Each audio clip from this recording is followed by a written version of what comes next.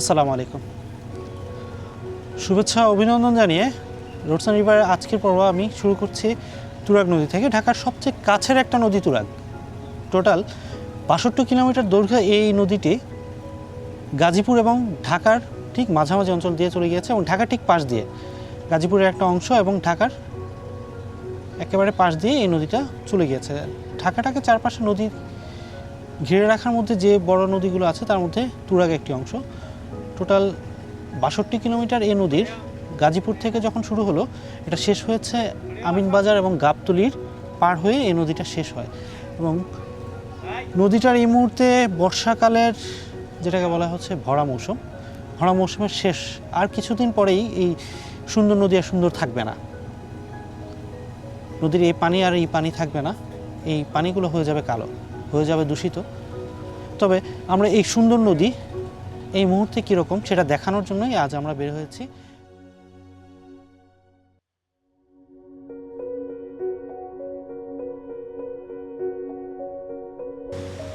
এখন আমরা তুরাগের শুরু থেকে শুরু করলাম এবং তুরাগের দুই পাড়ে যে পরিমাণে কল কারখানা দেখা যাচ্ছে তাতে খুব আফসোস যায়। এই কলকারখানাগুলো অনেক টাকা অর্থ উপার্জন করে, দেশের রেমিটেন্সে প্রচণ্ড সাহায্য করছে, কিন্তু তারা কি চাইলে এই নদীটাকেও আরও সুন্দর করতে পারে? তাদের কলকারখানার বর্জ্যগুলো তারা চাইলেই পরিশোধন করে তারপর নদীতে ফেলতে পারে, কিন্তু আমি জানি না কেন এমন করছেন, কেন তারা এটা করেন। তারাও তো দেশের জন্য করছেন, অর্থনৈতিক রেমিটেন্স তারা দিচ্ছেন। আরেকটু কি সচেতন হওয়া যায় না? নদীটাকে কি আরেকটু উপকার করা যায় না? নদীতে তাদের পরিশোধিত পানিটা যদি নদীতে পড়ে তাহলে আর শীতের বেলা কিংবা শীতকালে পানিটা নষ্ট হবে না, কালো হবে না, দুর্গন্ধ হবে না।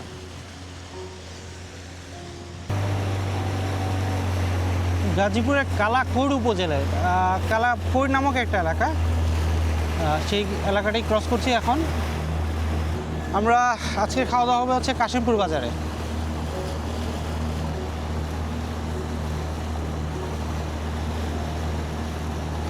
খেয়া পারাপারের জন্য এই ছোটো ছোটো স্টিল বডির নৌকাগুলো প্রচুর ব্যবহার হয় নদীতে। অন্যান্য জেলা উপজেলাতে যেরকম কাঠের নৌকা থাকে, কিন্তু ঢাকার আশেপাশে যে নদীগুলো আছে এই নদীগুলোতে আমি ম্যাক্সিমাম সময় দেখলাম যে স্টিলের নৌকাগুলো দিয়ে হচ্ছে মানুষজন খেয়া পারাপার হচ্ছে কিংবা এক জায়গা থেকে আরেক জায়গায় যাচ্ছে এই ছোটো ছোটো স্টিলের নৌকো দিয়েই।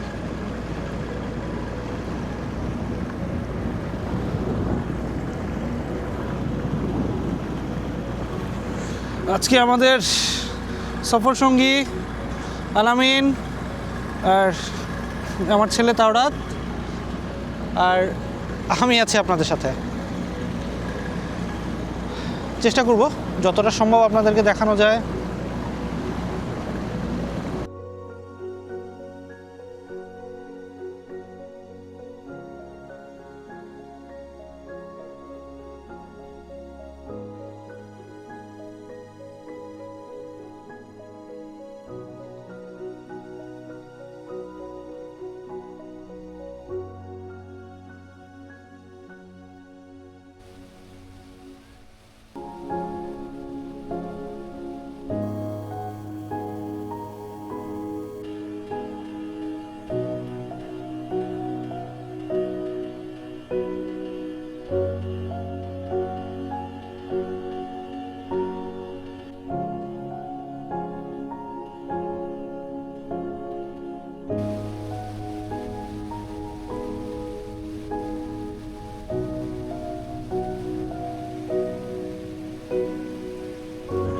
তুরাগ যখন পার করছিলাম তখন আমরা কিছু মাছই দেখছি যারা জাল নিয়ে বের হয়েছেন।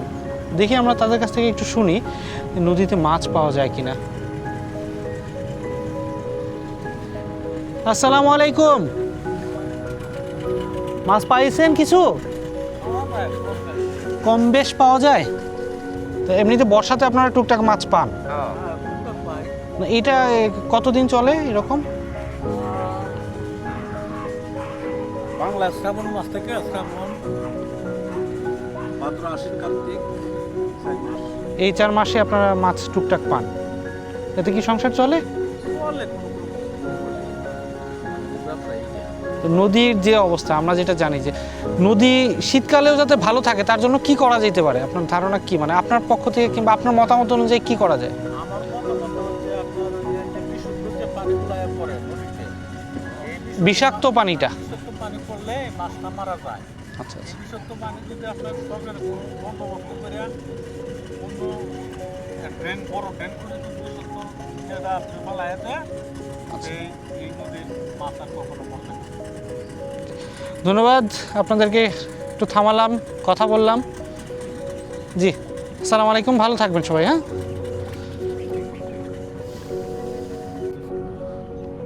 যা শুনছিলেন এই মাঝিদের কাছ থেকে, ওনারা এই তুরাগ নদীতেই মাছ ধরেন এবং এটা ওনাদের পৈতৃক পেশা বলা চলে।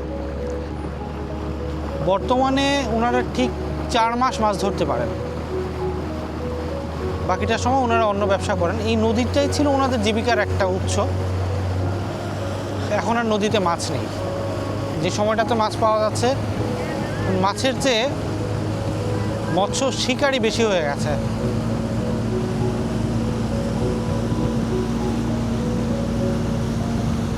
তবে শীতকালের যে অংশটা, 12 মাসের 4 মাসের যদি আমরা মাছ পাই, বাকি 8 মাস আমরা মাছ পাচ্ছি না এই নদী থেকে। একটা বিদঘুটে গন্ধ আসছে। শুনলাম ওনাদের গল্প, কিংবা ওনারা যেটা বললেন, যেটা শুনলাম, যদি কলকারখানার বর্জ্য ব্যবস্থাপনা করা যায়, কলকারখানার বিষাক্ত পানি পরিশোধন করে, যে কথাটা আমি আগেও বলেছিলাম, যদি পরিশোধন করে নদীতে ফেলা হয় তাহলে নদীটা বাঁচবে। আমরা সবসময় নদীকে একই রকম দেখতে পাবো। নদীর পাড় দিয়ে মানুষ হেঁটে যাবে, আনন্দ করবে, কি দারুণ না নদীর চারপাশটা। কিন্তু এই সময়টার পর আর এটা থাকে না। আশা করিও সরকার এটার জন্য একটা স্থায়ী কোনো ব্যবস্থা গ্রহণ করবেন, নদীকে রক্ষা করবেন।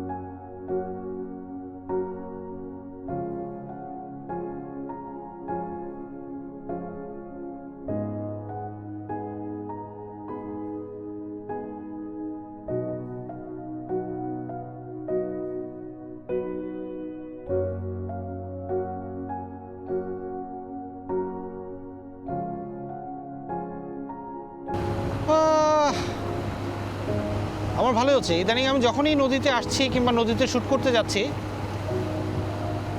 বৃষ্টিটা ঠিকই আমাকে ধরে নিচ্ছে। আজকেও বৃষ্টি। যখন তুরাগে শ্যুট করছি,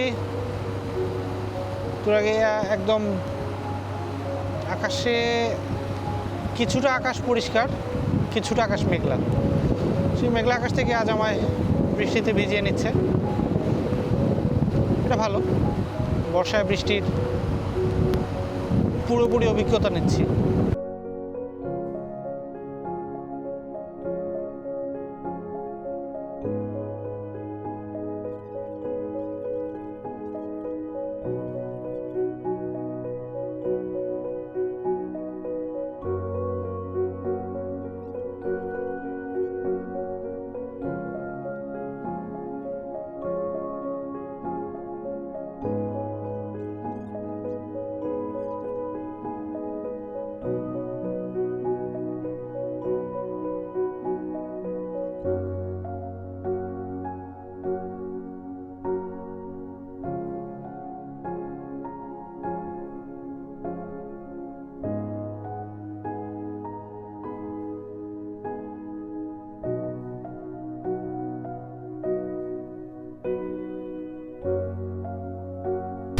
দেখতে দেখতে আমরা আশুলিয়া এলিভেটেড এক্সপ্রেসের নিচ দিয়ে তুরাগের শেষ প্রান্তের দিকে যাচ্ছি। এটা হচ্ছে আসলে এলিভেটেড এক্সপ্রেস।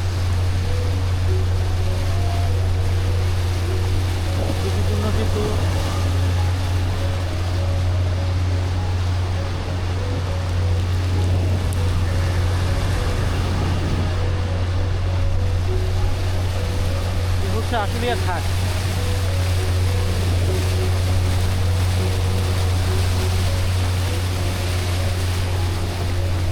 এই চূড়াকে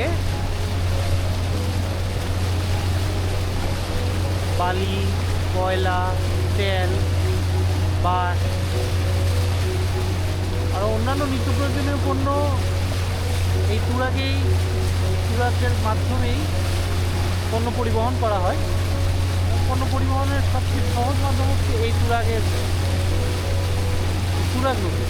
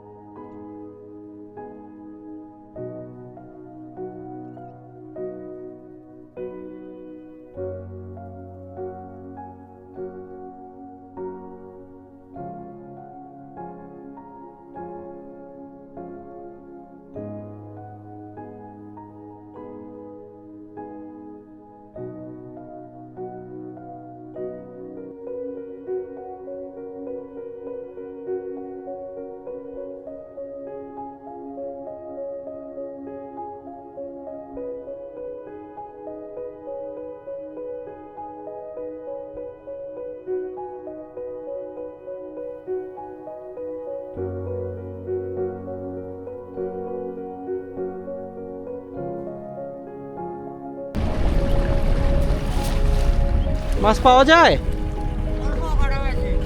চাচা টুরাকে মাছ ধরছেন, বললেন অল্প কিছু মাছ পেয়েছেন। আমরা দেখি কি মাছ পেলেন চাচা।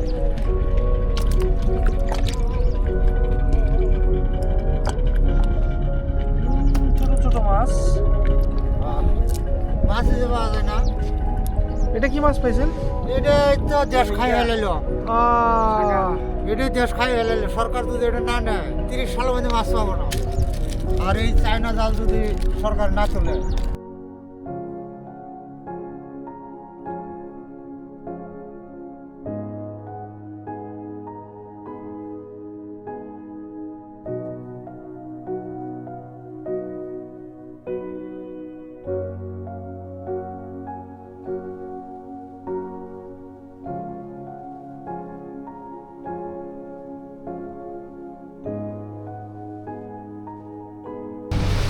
টুরাগের সবচেয়ে ব্যস্ততম প্লেসের এই একটা প্লেস দিয়াবাড়ি ঘাট। এখান থেকে মিরপুরে যাতায়াত খুবই সহজ। যারা যারা মিরপুরে যায়, সাভার থেকে আসে, তারা এখানে ট্রলার যোগে আসেন। এবং এটা হচ্ছে কাউন্দিয়া এবং সাভার উপজেলার কাউন্দিয়া ইউনিয়নের একটা বিশাল জনগোষ্ঠী এই কাউন্দিয়াতে থাকেন।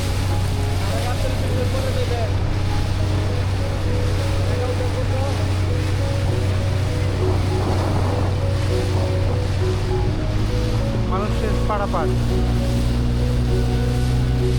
কাউন্দিয়া ইউনিয়নে একটা ব্রিজের খুবই দরকার ছিল।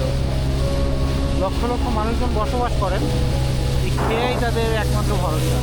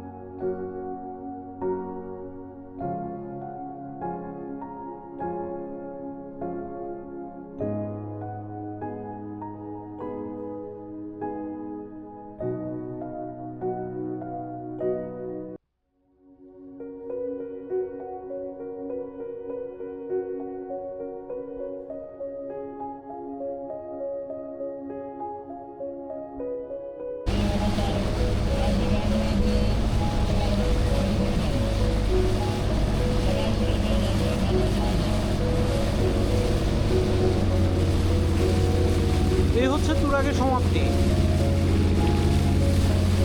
তুরাগ এখানে এসে মিলেছে বুড়িগঙ্গার সাথে।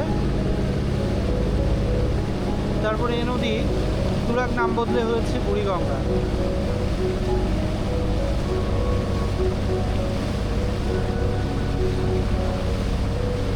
এই অপরূপ তুরাগের একটা অংশ আমরা, একটা অংশ না, একটা অপরূপ তুরাগের পুরো তুরাগটাই আমরা চেষ্টা করেছি আপনাদেরকে দেখানোর জন্য। তুরাগের পূর্ণ অংশ, কোথাও শহর, কোথাও গ্রাম।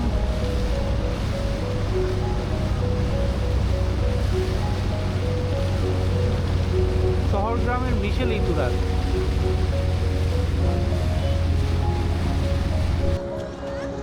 ধন্যবাদ সকলকে। আমরা তুরাগ শেষ করলাম, তুরাগের শেষ প্রান্তে এসে পৌঁছেছি। তুরাগ এখানেই শেষ হয়েছে। তুরাগ এখানে শেষ হয়েছে বলতে শেষ হয়নি। তুরাগ এখান থেকে তার নাম পরিবর্তন করেছে।